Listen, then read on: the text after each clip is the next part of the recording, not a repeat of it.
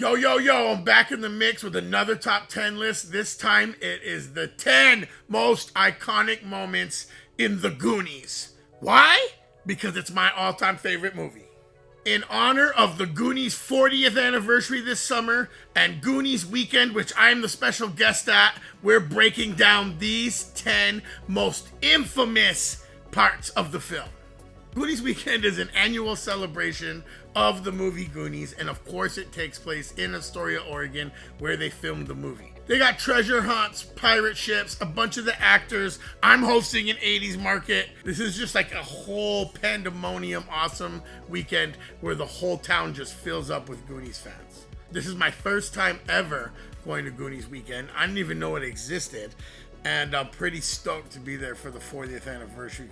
Goonies is my favorite movie of all time, mostly because my dad took me when I was a kid, and it was one of the first movies we ever went to the theater together to watch. I love movies where kids are the main crew. I love adventure movies like Indiana Jones and stuff like that. I love treasure hunt movies, so it's like hitting, bing, bang, boom, you know what I mean? I used to watch Goonies after breakfast, after lunch, and before bed. Enough about my childhood issues, let's get right into this.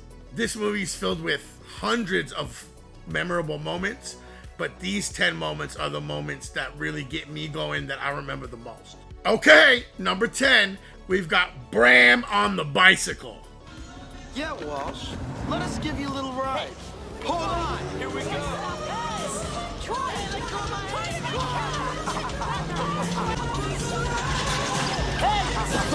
Let go of my hand. I just remember being a little kid and having like hella anxiety when that car started speeding up and those training wheels break off and Bram has nowhere to go and he just launches off that cliff, man. That's like, that one really sticks in my mind. Ooh, number 9, Mama Fratelli. The only thing we serve is tongue.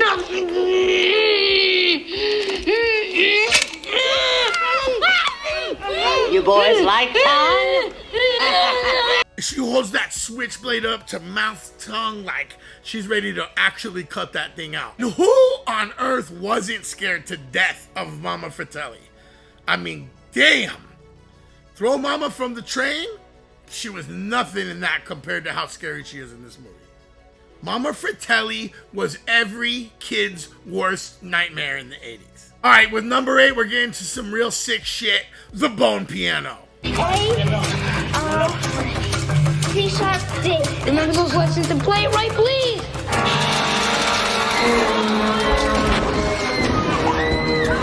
Obviously, the fact that the floor was falling out from under them is pretty frightening, but the smoke, the bones, the skulls, the screaming, the organ, it's like sensory overload, but in the best way ever. And you know the Fratellis were coming right around the corner at that moment too. Plus, this was a really big moment for Carrie Green to shine and for Andy to like have her little adventure and help save some of the others. If she hit the wrong note, they would all be muerte. Lucky number 7, booty traps. I'm setting booty traps. Booby traps. That's what I said. Whether you call them booby traps or booty traps, arguably, this is one of the best ongoing gags in the entire movie. Of course, we have the pinchers of peril, where the teeth jumped right out of his belt buckle and held up his entire weight while he bounced above some spikes. Possibly the most clutch and important one, slick shoes. At one point, he flexed that pop-out boxing glove. He had his suction cup belt. Those bully blinders came in clutch too. Number 6, Mouth's Mouth. And I got a date with Andy on Friday, all right? You're dreaming, dude. There's no way. Because that means your mom's gotta drive. Then you gotta make it with your and her mom. Shut up, Mouth. This guy was a smart ass from the very beginning of the movie. Whether it's talking back to his dad, acting crazy with Rosalita and Mikey's mom, always talking smack to Bram, Mouth always had something to say. Mouth would have been my favorite character if it wasn't for a certain somebody else. You know, he has a pretty nasty burn towards Steph at the end there too. If Mikey was your favorite character, you were a nerd. If Chunk was your favorite character, you were a fat kid. And if Mouth was your favorite character, you were a juvenile delinquent. Okay, number 5, Dead Chester. Sì, è Chester Copperpot. Oh, visto, ve l'avevo detto. Quelli ci ammazzano tutti, lo so. Ehi, guardate qui. This movie's pretty lighthearted and very kid-friendly until you get to a certain point when they're underground, climbing through tunnels, avoiding imminent danger and death. It gets pretty real when they find the body of Chester Copperpot, who was the previous guy who searched for this same treasure. It was a kid's movie until they found a dead dude and went through his wallet. Before, Baby Ruth? Baby Ruth! I'm gonna throw it to you, okay? Put it in a You shake yourself.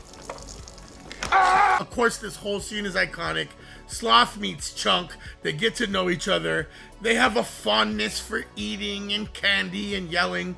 They have a lot in common. These dudes become best friends right away, and it's magical. At first, Chunk is scared of Sloth like everyone else, but the power of that second-tier candy bar really took their friendship to the right level. And we know how hard it is for Chunk to share his food already. You know what I mean? So that was a very generous offer. His ears start wiggling, and then that one eyebrow goes up, and you know that boy's happy. Hey, number 3, my favorite number, and this one's personal to me. It's the Truffle Shuffle.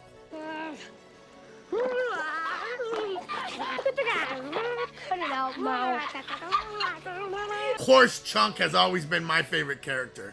But when I saw him do the Truffle Shuffle, I knew we had a lot in common. My friends used to try to get me to do the Truffle Shuffle all the time, but I had a little bit of a different version called the Bubble Rubble. When I get to Astoria, I promise you, not only will I show you guys the Truffle Shuffle, I'll show you the Bubble Rubble. Right in front of the childhood home, right in front of the Goondocks. Every time I watch the movie, the Truffle Shuffle is that first big moment that I'm like waiting for. At number 2, we have Mikey's speech. Maybe Chunk already got to the police. Maybe Chunk is dead. Don't say that. Never say that. Goonies never say die. Motivational, inspirational, unconventional. Mikey just pulled that speech out of his pocket. I think this might have been the first movie I ever cried at when I heard Mikey give that speech, man. I cry at any movie now, but this was the first time I cried in the theater. And he's right. They're gonna take his house, take his friends, take his whole livelihood? Fuck that, bro. This is the moment where that whole mentality of never say die comes into play. And guess what? Mikey ain't never been wrong. The number 1 best, by far, moment in the Goonies. We all know this.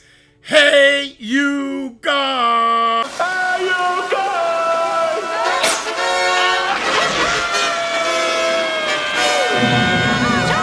Chunk! Sloth saves the day, shows up out of nowhere. Superman shirt, suspenders, pirate hat, a knife.